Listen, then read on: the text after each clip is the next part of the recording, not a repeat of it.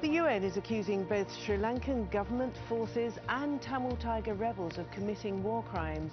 A report into the 26-year conflict details allegations of torture, executions, sexual assault and the recruitment of child soldiers.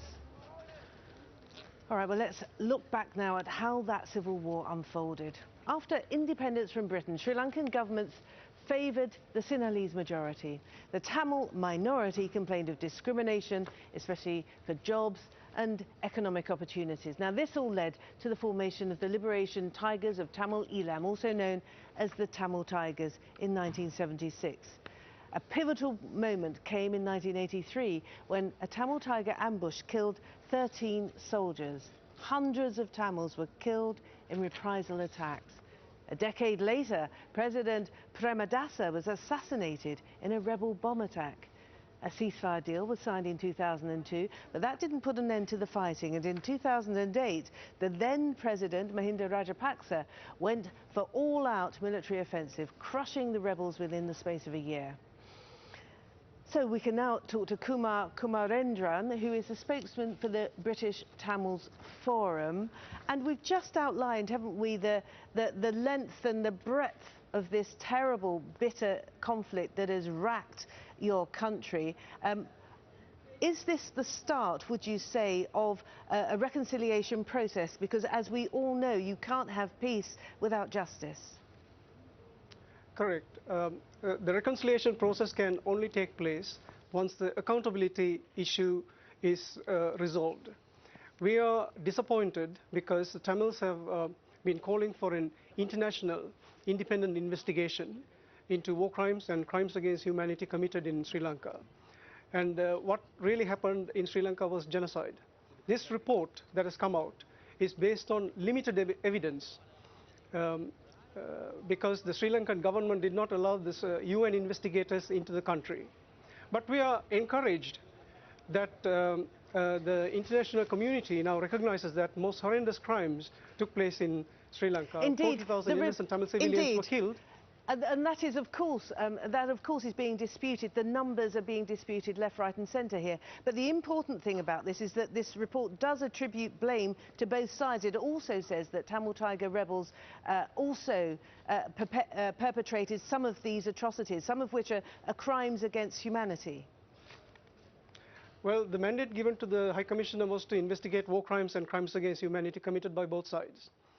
But the international community has now recognized that torture, rape of women, rape of Sri Lankan Tamil women by Sri Lankan soldiers and summary executions all took place there.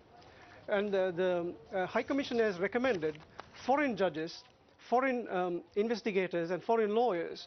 That is a good thing. But what has to happen is to include these in the resolution and make sure that they are implemented. Now, it is good that there are going to be foreign judges, foreign lawyers and foreign investigators, but if there is going to be any Sri Lankan investigation, that has to be discouraged because for a number of reasons. Because the current President, Mr. Sirisena, was the defense minister, acting defense minister during the last phases of the war, when a number of Tamil civilians were killed. A number of people surrendered. They have been killed. So you, now, sorry.